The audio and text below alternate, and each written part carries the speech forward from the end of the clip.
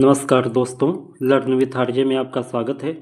तो दोस्तों, आज मैं आपके लिए लेकर आया हूँ पिछले साल यानी 2024-25 के कास्ट अकाउंटिंग का सेकंड पेपर को, और इसका एक भाग हमने पहले ही देख चुका है जिसमें 25 प्रश्न हमने हल किए थे। आगे के प्रश्नों को हम आज हल करेंगे। यदि आप कास्ट अकाउंटिंग की तैयारी और बेहतरीन करना चाहते हैं तो मेरे चैनल पर ऑलरेडी एक कोर्स बना हुआ है जिसमें 4 वीडियो ऑलरेडी अवेलेबल हैं। उसका लिंक आपको डिस्क्रिप्शन में दिया गया है, उसमें जाके आप बाकी वीडियोज भी देख लें, आपकी तैयारी बहुत अच्छी हो जाएगी। बाकी बीआरएफ के लिए भी एक अलग कोर्स बना हुआ है, उसका लिंक भी आपको डिस्क्रिप्शन में दिया गया है। तो क्वेश्चन नंबर 26 हमें करना था। क्वेश्चन नंबर 26 है, in process casting cast per unit increase because of normal loss, एब नॉर्मल लॉस, नॉर्मल गेन या एब नॉर्मल गेन। प्रक्रिया लागत लेखांकन में प्रति इकाई लागत में वृद्धि होती है सामान्य हानि के कारण, असामान्य हानि के कारण, सामान्य बचत के कारण या असामान्य बचत के कारण। तो यहाँ पे आपका ऑप्शन नंबर ए सही होगा कि प्रक्रिया लागत लेखांकन में प्रति इकाई लागत में वृद्धि सामान्य हानि की वजह से होती है। कई लोग इसमें कंफ्यूज होंगे कि भाई असामान्य हानि की वजह से लागत बढ़नी चाहिए, लेकिन ये सही नहीं है, क्योंकि जब आप प्रोसेस अकाउंटिंग बनाते हैं तो आप लेफ्ट में मटेरियल, वेजेज और एक्सपेंसेज को लिखते हैं, दाहिनी ओर आपका नॉर्मल लॉस और एबनॉर्मल लॉस दोनों आता है। लेकिन जो नॉर्मल लॉस होता है इसमें क्वांटिटी में जो कमी होती है उसके चार्ज को आप बाकी उत्पादन के ऊपर डालते हो, लेकिन एबनॉर्मल लॉस जब होता है तो उसमें जो क्वांटिटी का लॉस होता है उसके वैल्यू को आप बाकी क्वांटिटी पे नहीं डालते हो, सीधे पीएल अकाउंट में ले जाते हो। तो असामान्य हानि के कारण प्रति इकाई लागत नहीं बढ़ती है, सामान्य हानि के कारण बढ़ती है। मान लो 100 यूनिट रॉ मटेरियल डाला गया और फाइनल प्रोडक्ट 90 यूनिट बना, 10 यूनिट नॉर्मल लॉस हो गया, तो अब जो मटेरियल हमने 100 यूनिट के हिसाब से डाला था उसकी कास्ट को इस 90 बनी हुई यूनिट पर ही चार्ज किया जाएगा, तो प्रति इकाई लागत नॉर्मल लॉस की वजह से बढ़ेगी। बाकी ये 10 यूनिट जो नॉर्मल लॉस का चला गया उसके कास्ट को आप इस 90 यूनिट पर ही डालोगे, जबकि अब नॉर्मल लॉस में ऐसा नहीं होता है। तो यहाँ पे आपका ऑप्शन नंबर ए सही होगा। अगला प्रश्न है, किसी प्रक्रिया में 3000 इकाइयाँ लगाई गईं और सामान्य 6-10% है। प्रक्रिया में निर्मित उत्पादन 2720 इकाइयों की है, तो निम्न में से कौन सी बात सही होगी? 20 इकाइयों का असामान्य हानि होगा, 20 इकाइयों का असामान्य बचत होगी, 10 इकाइयों की असामान्य बचत होगी या 10 इकाइयों की असामान्य हानि होगी। Input in a process is 3000 unit and the normal loss is 10%। When finished output is process is only 2720 unit, there is an abnormal loss of 20 unit, abnormal gain of 20 unit, abnormal gain of 10 unit या abnormal loss of 10 unit. तो यहाँ पे देखिए 3000 unit material डाला गया, normal loss 10% है, यानी 300 unit आपका उत्पादन में कमी हो जानी थी। उत्पादन होना चाहिए था 2700 यूनिट, लेकिन एक्चुअल उत्पादन हुआ है 2720 यूनिट। ठीक है, यानी कि 20 यूनिट एक्स्ट्रा उत्पादन हो गया।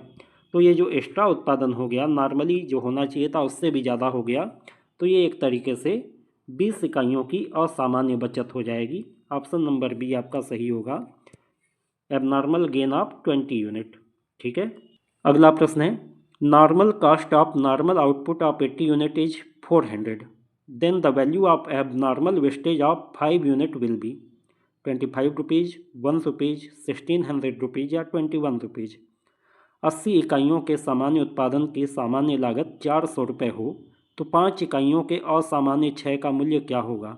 25 रुपये, 1 रुपये, 1600 रुपये या 21 रुपये।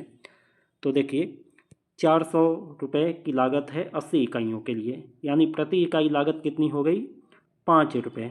ठीक है, 5 रुपये प्रति इकाई नॉर्मल लागत है, और जब असामान्य क्षय को हम मेजर करते हैं, उसकी प्राइसिंग करते हैं, तो इसी रेट पे करते हैं, नॉर्मल रेट पर। तो 5 इकाइयों का असामान्य क्षय है और 5 रुपये पर यूनिट की आपकी लागत आई है, यानी कि 25 रुपये का आपका असामान्य क्षय का मूल्य हो जाएगा। ठीक है, ऑप्शन नंबर ए यहाँ पे आपका सही होगा। अगला प्रश्न देखिए, एक bakery produce cake, biscuit and bread, these product shall be treated as एक बेकरी वाला केक, बिस्कुट और ब्रेड का उत्पादन करता है, यह उत्पाद माने जाने चाहिए। जॉइंट प्रोडक्ट यानी संयुक्त उत्पाद, को प्रोडक्ट यानी सह उत्पाद, बाई प्रोडक्ट यानी उपोत्पाद, या नन ऑफ द एबव यानी उपर्युक्त में से कोई नहीं। तो यहाँ पे आपका ऑप्शन नंबर बी सही होगा। ये सारे सह उत्पाद हैं, ठीक है, को प्रोडक्ट हैं। को प्रोडक्ट क्यों हैं? क्योंकि एक ही जैसे मटेरियल से ये बनाए जाते हैं, ठीक है। संयुक्त उत्पाद कब होता है? जब एक ही रॉ मटेरियल को यूज किया जाए और उससे कई प्रोडक्ट मिल जाएं, ठीक है, मिलते जुलते। जैसे क्रूड ऑयल को जब हम प्रोसेस करते हैं तो उससे पेट्रोल भी मिलता है, डीजल भी मिलता है, केरोसिन भी मिलता है, तो ये संयुक्त उत्पाद हो गया। उपोत्पाद क्या होता है? जिसमें एक रॉ मटेरियल को यूज किया जाए और उस रॉ मटेरियल से हम कुछ बनाना चाहते हैं, लेकिन साथ में कुछ और भी बन जाए। हम बनाना नहीं चाहते थे लेकिन वो बन जाए। जैसे दूध से घी बनाया जाए तो घी बनाने के प्रोसेस में मट्ठा अपने मन से निकल जाता है। ये मट्ठा हम बनाना नहीं चाहते हैं तो भी निकल जाता है घी बनाने में, तो ये आपका उपोत्पाद होता है। तो यहाँ पे आपका सही ऑप्शन बी सह उत्पाद होगा, ठीक है। अगला प्रश्न, यदि किसी प्रक्रिया में सामान्य क्षय 10%, असामान्य क्षय 100 इकाइयाँ एवं उत्पादन 8000 इकाइयों का हो तो उक्त प्रक्रिया में लगाई गई इकाइयों की संख्या कितनी होगी? If in a process normal loss is 10%, abnormal wastage is 100 unit, the output is 8000 unit, then number of unit initially produced in the said process will be. तो यहाँ पे देखिए, ये कह रहा है कि 8000 इकाइयों का उत्पादन हुआ है और ये उत्पादन के दौरान 100 इकाइयाँ जो है असामान्य क्षय हुई हैं। यानी यदि ये असामान्य क्षय नहीं हुआ होता तो हमारा प्रोडक्शन कितना हुआ होता? 8100 यूनिट, ठीक है। और ये प्रोडक्शन 8100 यूनिट कितने के बराबर है? इनपुट के 90% के बराबर। इनपुट के 90% के बराबर है, क्योंकि इनपुट में से 10% सामान्य क्षय हो जाता है। अब इनपुट के 90% के बराबर 8100 यूनिट है, तो इनपुट हमारा कितना होगा? इनपुट होगा 8100, ये तो 100% के बराबर होगा ना, तो 100 से मल्टीप्लाई करेंगे और ये 8100 क्योंकि 90% के बराबर है इसलिए 90 से डिवाइड करेंगे। 0 से 0 जाएगा, 810 को 9 से डिवाइड करेंगे तो ये 90 होगा और 90 में 100 का मल्टीप्लाई होगा तो 9000, यानी हमने इनपुट कितना किया? 9000 यूनिट। ऑप्शन नंबर ए आपका सही हो जाएगा। अगला प्रश्न देखिए, एक प्रक्रिया में कुल लगाए गए वजन का 5% नष्ट हो जाता है, 10% अवशेष यानी स्क्रैप हो जाता है। यदि प्रक्रिया का उत्पादन 1700 टन है तो अवशेष क्या होगा? In a process 5% of total weight put in the loss and 10% is scrap. If the output of the process is 1700 ton then the scrap will be. तो देखिए, 5% तो आपका वेट लॉस हो जा रहा है, 10% स्क्रैप हो जा रहा है, यानी प्रोडक्शन कितना है? 85%। 15% तो ये दोनों मिल के निकल गया। अब ये 85% 1700 के बराबर है, 1700 टन के बराबर। तो 100% कितना होगा? इसमें 1700 में 100 से मल्टीप्लाई कर देंगे, 100% निकालना है तो, और 85 से डिवाइड कर देंगे, ये आ जाएगा 2000 यूनिट। यानी हमने इनपुट किया है 2000 यूनिट। अब ये कह रहा है कि 10% अवशेष होता है, यानी 2000 का 10% निकालेंगे, यानी 200 टन आपका अवशेष का क्वांटिटी होगा। ऑप्शन नंबर सी आपका सही हो जाएगा। अगला प्रश्न है, प्रक्रिया खाते में असामान्य बचत लिखी जाती है, डेबिट में, क्रेडिट पक्ष में, डेबिट एवं क्रेडिट दोनों तरफ, या उपर्युक्त में से कोई नहीं। In process account abnormal gain is written on the debit side, credit side, both debit and credit side, या नन ऑफ द एबव। तो असामान्य बचत को हमेशा डेबिट में लिखा जाता है। ऑप्शन नंबर ए आपका सही होगा। नॉर्मल लॉस, एबनॉर्मल लॉस दोनों क्रेडिट में लिखा जाता है, तो बचत जब होती है तो उसे डेबिट में लिखा जाता है। अगला प्रश्न है, in process account abnormal loss is written on the debit side, credit side, both debit and credit side, या नन ऑफ द एबव। प्रक्रिया खाते में असामान्य हानि कहाँ लिखी जाती है? डेबिट, क्रेडिट, या डेबिट और क्रेडिट दोनों पक्षों में, या उपर्युक्त में से कोई नहीं। तो असामान्य हानि को क्रेडिट पक्ष में लिखा जाता है। ऑप्शन नंबर बी आपका सही होगा। इसके बाद देखिए, ये ऑपरेटिंग कास्टिंग के क्वेश्चन चालू हो गए। In which industry operating costing will be used? Hotel, chocolate, cigarette और टॉय। किस उद्योग में संचालन लागत विधि का प्रयोग किया जाएगा? होटल, चॉकलेट, सिगरेट या खिलौना? तो देखिए ऑपरेटिंग कास्टिंग हमेशा सेवा के क्षेत्र में यूज किया जाता है, और यहाँ जो भी ऑप्शन दिए हैं इसमें होटल एकमात्र एक ऐसी चीज़ है जो सेवा है, बाकी तीनों चीज़ों तो प्रोडक्ट है। तो यहाँ पे ऑप्शन ए आपका सही होगा। अगला प्रश्न है, बिजली उत्पादन करने वाली कंपनी को प्रयोग करना चाहिए। Electricity generating company should imply unit casting, process casting, operating casting या जॉब कास्टिंग। इकाई लागत विधि, प्रक्रिया लागतांकन, परिचालन लागतांकन या उपकार्य लागतांकन। तो यहाँ पे आपका ऑप्शन नंबर सी सही होगा कि बिजली उत्पादन करने वाली कंपनियाँ ऑपरेटिंग कास्टिंग यूज करती हैं। ऑप्शन नंबर सी सही हो जाएगा। अगला प्रश्न है, which of the following pair is not correct with regard to the operating costing? परिचालन लागत विधि के संबंध में निम्नलिखित में से कौन सा युगल सही नहीं है? पैसेंजर ट्रांसपोर्ट पर पैसेंजर किलोमीटर यानी यात्री परिवहन प्रति यात्री किलोमीटर, इलेक्ट्रिसिटी जनरेशन पर किलोवाट, विद्युत उत्पादन प्रति किलोवाट घंटा, होटल पर पर्सन आवर, होटल प्रति व्यक्ति घंटा, या मेडिकल सर्विस पर पेशेंट डे, चिकित्सा सेवा प्रति रोगी दिवस। तो यहाँ पे देखिए हर किस्म की सेवा के लिए यूनिट बताया गया है। तो यहाँ पे आपका ऑप्शन नंबर सी सही होगा कि होटल के लिए प्रति व्यक्ति घंटा यूज नहीं किया जाता है, प्रति व्यक्ति, प्रति रात्रि या प्रतिदिन इस यूनिट को यूज किया जाता है। इसलिए ऑप्शन नंबर सी आपका सही होगा कि ये जो कॉम्बिनेशन है वो गलत है। अगला प्रश्न है, परिवहन लागत ज्ञात की जा सकती है। Transport cost can be calculated as per ton, per kilometre, per passenger kilometre या ऑल ऑफ द एबव। प्रति टन, प्रति किलोमीटर, प्रति यात्री किलोमीटर या उपर्युक्त में सभी। तो देखिए यहाँ पे यदि बुक के हिसाब से देखेंगे तो आपका ऑप्शन सी सही होगा, पर पैसेंजर किलोमीटर, क्योंकि परिवहन लागत ज्ञात करने के लिए दो यूनिट यूज की जाती हैं। यदि पैसेंजर ढोया जा रहा है तो पर पैसेंजर किलोमीटर यूज होता है, और यदि माल ढोया जा रहा है तो पर टन किलोमीटर इस यूनिट का यूज किया जाता है, पर टन किलोमीटर। लेकिन प्रैक्टिकल में देखा जाए तो प्रति टन और प्रति किलोमीटर भी यूनिट यूज की जाती है। यदि पूरी गाड़ी बुक की गई है तो ऐसे केस में उसमें एक आदमी बैठे या चार आदमी बैठे उससे मतलब नहीं होता है, प्रति किलोमीटर चार्ज लगता है। इसलिए प्रैक्टिकल में ये यूनिट भी काम में आती है। और यदि मतलब शेयरिंग में गाड़ी जब चलती है और एक निर्धारित जगह पे जाने वाली होती है तो प्रति टन चार्ज भी लिया जाता है। ठीक है, कि एक जगह से दूसरी जगह माल जा रहा है, उसमें 100 टन माल आने की जगह है तो पर टन के हिसाब से चार्ज तय कर दिया जाता है कि भाई 1 टन का हम इतना रुपया लेंगे। तो वास्तव में प्रैक्टिकल के हिसाब से देखा जाए तो तीनों यूनिट सही हैं, ऑप्शन नंबर डी सही होना चाहिए।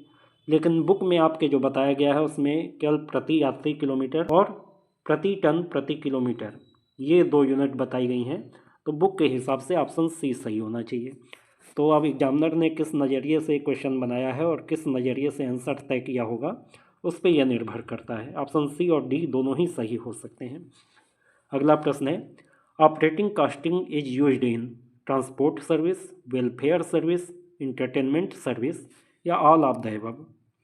परिचालन लागत विधि प्रयुक्त होती है परिवहन सेवाओं में, कल्याण सेवाओं में, मनोरंजन सेवाओं में या उपर्युक्त सभी में। तो यहाँ पे आपका ऑप्शन नंबर डी सही होगा। परिचालन लागत विधि सेवाओं में यूज होता है और ये तीनों ही सेवाओं में यूज हो सकता है, इसलिए ऑप्शन डी सही होगा। अगला प्रश्न है, होटल में कौन सी लागत विधि का प्रयोग किया जाता है? Which method of casting is used in hotel? Process casting, contract casting, marginal casting या नन ऑफ द एबव। प्रक्रिया लागत विधि, ठेका लागत विधि, सीमांत लागत विधि या उपर्युक्त में से कोई नहीं। तो देखिए होटल भी एक सेवा है और इसमें आपका ऑपरेटिंग कास्टिंग यूज किया जाता है, इन तीनों विधियों का यूज नहीं किया जाता है, इसलिए ऑप्शन डी आपका सही हो जाएगा। ठीक है, अगला प्रश्न देखिए, अस्पताल में कौन सी लागत विधि प्रयोग किया जाता है? Which method of casting is used in hospital? Job casting यानी उपकार्य लागत पद्धति, यूनिट कास्टिंग यानी इकाई लागत पद्धति, प्रोसेस कास्टिंग यानी प्रक्रिया लागत पद्धति या ऑपरेटिंग कॉस्टिंग परिचालन लागत पद्धति। तो देखिए अस्पताल में भी परिचालन लागत पद्धति यूज होगा। ऑप्शन नंबर डी आपका सही हो जाएगा। परिचालन लागत पद्धति का प्रयोग परिवहन में, हॉस्पिटल में, होटल और रेस्टोरेंट, ठीक है, बिजली उत्पादन, इन सब जगहों पे किया जाता है। क्वेश्चन नंबर 41 देखिए, एक माह में एक टैक्सी कुल 3000 किलोमीटर चलती है जो अपनी यात्री क्षमता का 30% खाली रहती है। यदि पेट्रोल पर व्यय 20 रुपये प्रति 10 किलोमीटर हो तो पेट्रोल पर कुल व्यय कितना होगा। और taxi run in all 3000 kilometre in a month of which it run 30% empty of its capacity of the passenger. If the petrol expenses is 20 rupees per 10 kilometer, then the total expenses on petrol will be। तो यहाँ पे आपको देखिए 3000 kilometre taxi चल रही है और petrol का व्यय 20 रुपये प्रति 10 किलोमीटर यानी 2 रुपये प्रति किलोमीटर है, ठीक है। तो सिंपली आप 3000 किलोमीटर को 2 रुपये प्रति किलोमीटर वाले रेट से मल्टीप्लाई कर देंगे, 6000 रुपये आपका पेट्रोल पे खर्च होगा। यहाँ पे यात्री क्षमता जो 30% खाली रहती है बोल रहा है, इससे पेट्रोल के खर्च पे कोई प्रभाव नहीं पड़ेगा। यदि प्रति यात्री किलोमीटर वगैरह निकालना होता तब इस क्षमता का हम यूज करते, पेट्रोल की कास्ट निकालने में इसका यूज नहीं है। ऑप्शन नंबर ए आपका सही हो जाएगा। कई बार आपको प्रश्न में एक्स्ट्रा जानकारी दी गई रहती है ताकि आप कंफ्यूज हों, उस जानकारी को भी यूज करने का प्रयास करें, ठीक है। आपको कंफ्यूज करने के लिए वो जानकारी दी गई रहती है। आपको ये ध्यान रखना जरूरी है कि कौन सी जानकारी हमें यूज करनी है। अगला प्रश्न देखिए, एक माह में कोई वाहन 16000 किलोमीटर चलता है, औसत गति 40 किलोमीटर प्रति घंटा है। यदि चालक का वेतन 8 रुपये प्रति घंटा है तो प्रति किलोमीटर चालक का वेतन क्या होगा। A vehicle run in at all 16,000 kilometre in a month and average speed is 40 km per hour. If driver salary per hour is ₹8, then driver salary per kilometer will be। तो यहाँ पे भी देखिए ये 16000 किलोमीटर चलने की जो बात कही गई है, इसका इस प्रश्न को हल करने में कोई भी यूज नहीं है, ठीक है। आप सिंपली देखिए कि चालक का वेतन 8 रुपये प्रति घंटा है, ठीक है, 8 रुपीज़ पर आवर है और यहाँ पे औसत गति 40 किलोमीटर प्रति घंटा है, यानी 1 घंटे में गाड़ी 40 किलोमीटर जा रही है, ठीक है। और यहाँ पे पूछ रहा है कि प्रति किलोमीटर चालक का वेतन क्या होगा। तो 40 किलोमीटर चलने के लिए जो 1 घंटे में गाड़ी एवरेज चल रही है, 8 रुपये का वेतन देना पड़ रहा है, क्योंकि 1 घंटे में 8 रुपये हम देते हैं। तो पर किलोमीटर कितना देंगे, 8 डिवाइडेड बाई 40 यानी कि 0.20 रुपये। तो यहाँ पे आपका ऑप्शन नंबर ए सही हो जाएगा, ठीक है। 20 पैसे प्रति किलोमीटर का एवरेज कास्ट पड़ रहा है ड्राइवर का। अगला प्रश्न, if a total monthly operating cost of a vehicle is 2400 rupees and per kilometre is ₹0.03, then the distance covered by the vehicle in a year would be. एक माह में किसी वाहन की कुल परिचालन लागत 2400 रुपये है और प्रति किलोमीटर लागत 0.03 रुपये है, तो वाहन द्वारा वर्ष में तय की गई दूरी कितनी होगी। तो सिंपली देखिए 2400 किलोमीटर पूरे वर्ष में हमने खर्च किया है और हर किलोमीटर की लागत 0.03 रुपये है। तो यदि 2400 को 0.03 से डिवाइड कर दें तो हमें ये पता चल जाएगा कि कितनी दूरी तय की गई। अब यहाँ पे कैलकुलेशन की आसानी के लिए इसे 100 से मल्टीप्लाई कर देते हैं दोनों पक्षों में। तो यहाँ हो जाएगा ऊपर 2,40,000 और नीचे हो जाएगा 3। 2,40,000 को 3 से डिवाइड करेंगे तो आपको मिलेगा 80,000। यही दूरी है जो पूरे साल में तय की गई है, ठीक है। ऑप्शन नंबर बी आपका सही हो जाएगा। अगला प्रश्न देखिए, if 80 passenger were carried over 16,000 kilometre and the per kilometre cost is 0.80 rupees, then the total operating cost will be. यदि 80 यात्री 16000 किलोमीटर ले जाए गए हों और परिचालन लागत 80 रुपये हो तो कुल परिचालन लागत क्या होगी। यहाँ पे 80 पैसे प्रति किलोमीटर होना चाहिए, हिंदी में नहीं लिखा है, इंग्लिश में यहाँ लिखा है पर किलोमीटर कास्ट इज 0.80 रुपीज़। तो यहाँ पे भी देखिए, यहाँ यात्री क्षमता से या यात्रियों से कोई मतलब नहीं है ये जानकारी, मेन अपने को देखना है 16,000 किलोमीटर हमने चला है, ठीक है, और प्रति किलोमीटर 80 पैसे लग रहे हैं, तो 80 पैसे से इसे मल्टीप्लाई कर देंगे तो आपका आ जाएगा 12,800 रुपये। ऑप्शन नंबर बी आपका सही हो जाएगा। 16,000 मल्टीप्लाइड बाई 0.80 तो 12,800 रुपये आपका आंसर आ जाएगा। अगला प्रश्न देखिए, during a month 40 passengers were carried over 10,000 kilometre by a vehicle.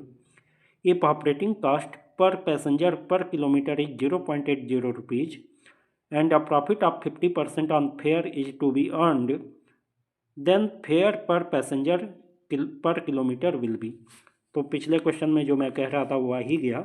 यहाँ देखिए आपको operating cost per passenger per kilometre, तो यहाँ हमें पैसेंजर को भी ध्यान में रखना पड़ेगा और किलोमीटर को भी ध्यान में रखना पड़ेगा। एक माह में किसी वाहन द्वारा 40 यात्री 10,000 किलोमीटर ले जाए गए।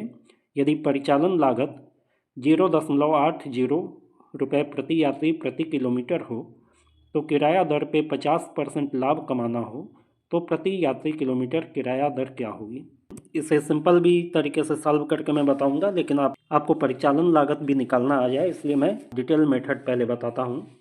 40 यात्री 10,000 किलोमीटर ले गए हैं तो दोनों को यदि हम मल्टीप्लाई कर देते हैं तो 4 लाख यात्री किलोमीटर ट्रेवल किया गया है, ठीक है, और 4 लाख यात्री किलोमीटर में प्रति यात्री प्रति किलोमीटर का कास्ट क्योंकि 80 पैसे है तो 80 पैसे से इसे मल्टीप्लाई करेंगे तो टोटल ऑपरेटिंग कास्ट आपकी 3,20,000 रुपये हो जाती है।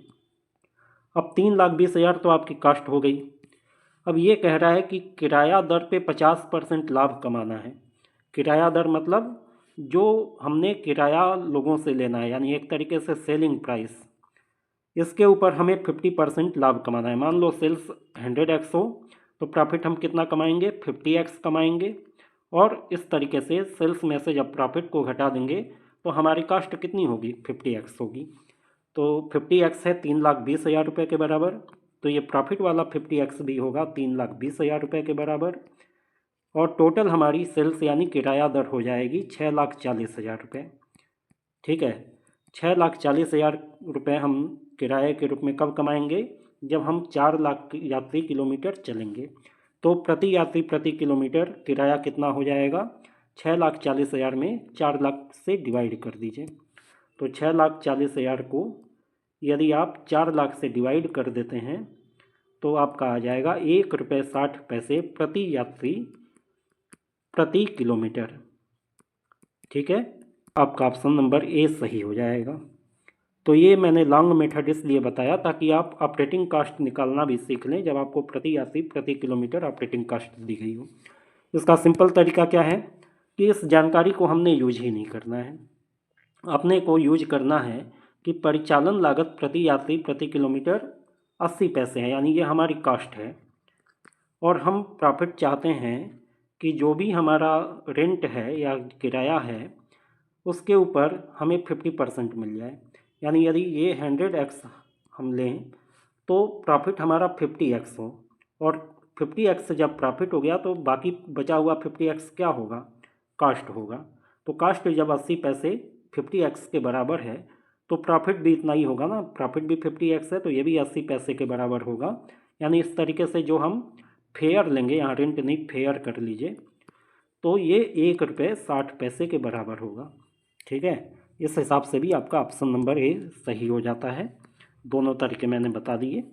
अगला प्रश्न देखिए, प्रक्रिया हानि जो प्रति इकाई लागत को प्रभावित नहीं करती है। A process loss that does not affect the cost per unit. Abnormal loss यानी असामान्य हानि, नॉर्मल लॉस यानी सामान्य हानि, स्टैंडर्ड लॉस यानी प्रमाप हानि, या नन ऑफ द एबव, इनमें से कोई नहीं। तो यहाँ पे आपका ऑप्शन नंबर ए सही होगा, असामान्य हानि। हमने पिछला क्वेश्चन जो किया था उससे भी आप रिलेट करके देख लीजिए कि असामान्य हानि को क्योंकि उत्पादन की सामान्य इकाइयों पर चार्ज नहीं किया जाता है, इसलिए असामान्य हानि की वजह से सामान्य इकाइयों के प्रति इकाई लागत में कोई वृद्धि नहीं होती है। अगला प्रश्न है, लागत योग ठेका उपयोगी है। Cost plus contract is useful ठेकेदार के दृष्टिकोण से, from the point of view of contractor.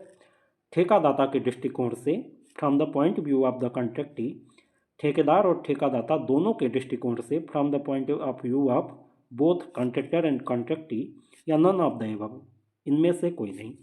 तो यहाँ पे आपका ऑप्शन नंबर सी सही होगा। कास्ट प्लस कॉन्ट्रैक्ट ठेकेदार और ठेकादाता दोनों के दृष्टिकोण से सही होता है। क्यों सही होता है? क्योंकि जब युद्ध काल में समय का अभाव होता है, तुरंत काम कराना होता है, तो ठेकादाता लागत योग ठेका का यूज करके तुरंत काम करा पाता है। और ठेकेदार को फ़ायदा ये होता है कि जो भी कास्ट आएगी उस पर एक निर्धारित प्रॉफिट जोड़ के उसे मिल जाएगा, उसे नुकसान होने की कोई भी संभावना नहीं होती है, वो निश्चिंत होकर काम कर सकता है। ऑप्शन नंबर सी आपका सही होगा। अगला प्रश्न है, when contract is not completed at the end of the year, loss of the incomplete contract is transferred to. जब लेखांकन वर्ष के अंत में ठेका पूर्ण नहीं होता है तो अपूर्ण ठेके पर हानि को हस्तांतरित किया जाता है प्रॉफिट एंड लॉस अकाउंट यानी लाभ हानि खाते में, वर्क इन प्रोग्रेस अकाउंट यानी कार्य प्रगति खाते में, partly to the profit and loss account and partly to the work in progress account, यानी आंशिक रूप से लाभ हानि खाता और आंशिक रूप से कार्य प्रगति खाते में, या इनमें से कोई नहीं, नन ऑफ दीज। तो यहाँ पे आपका ऑप्शन नंबर ए सही होगा, लाभ हानि खाते में। यहाँ पे कौन सा अकाउंटिंग प्रिंसिपल काम करता है ये भी पूछा जा सकता है आपसे। यहाँ पे प्रिंसिपल ऑफ कंजर्वेटिज्म काम करता है, रूढ़िवादिता की अवधारणा काम करती है, जो कहती है भविष्य में होने वाली हानियों को आप तुरंत लिख दें, लेकिन भविष्य में होने वाले लाभों को आपको ध्यान में नहीं रखना है। इस नियम के हिसाब से यदि अपूर्ण ठेके में कोई हानि होती है तो उस हानि को पूरा का पूरा पीएल अकाउंट में डाल के राइट ऑफ कर दिया जाता है, लेकिन लाभ होता है तो पूरा लाभ लाभ हानि खाते में नहीं ले जाया जाता है, बल्कि उसका एक हिस्सा लाभ हानि खाते में जाता है पार्शियली, और बाकी दूसरा हिस्सा वर्क इन प्रोग्रेस अकाउंट में ले जाया जाता है। तो यहाँ पे ऑप्शन नंबर ए आपका सही हो जाएगा। अगला प्रश्न है, if cash received on the contract account amount ₹5,80,000 which was less than 20% of the certified work, then amount of work certified will B.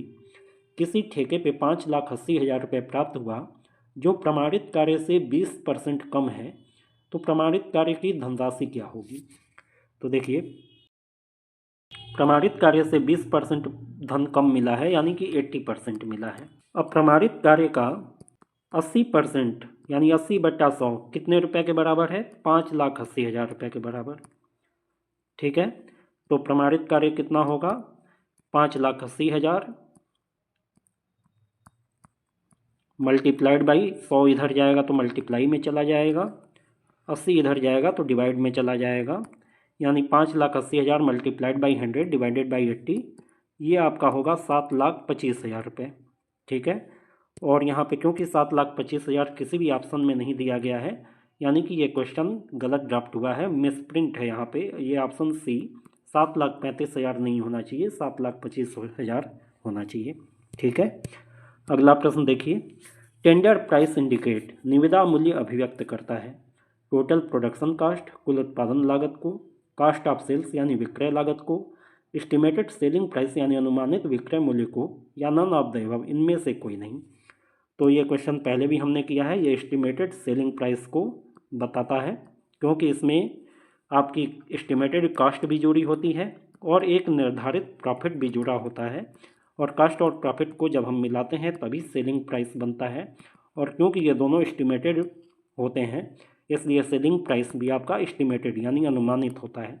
Option number C आपका सही हो जाएगा। तो ये वीडियो यहीं कंप्लीट होता है, बाकी 3 वीडियो हमारे कोर्स में और हैं, जिसके बारे में डिस्क्रिप्शन में लिंक पहले दिया हुआ है, मैंने आपको बताया भी है।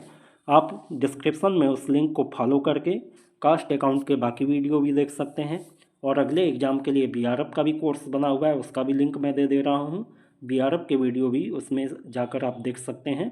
आप स्वयं भी उसका लाभ उठाइए, अपने दोस्तों को भी शेयर कीजिए ताकि वो भी लाभ उठा पाएँ। आज के लिए इतना ही। उम्मीद है कि ये वीडियो आपको उपयोगी लगा होगा। यदि वीडियो आपको अच्छा लगा हो तो वीडियो को लाइक और शेयर कीजिए, और चैनल को सब्सक्राइब करके बेल आइकन दबा लीजिए ताकि नए वीडियो की नोटिफिकेशन आपको समय से मिल जाए। Good day to all of you.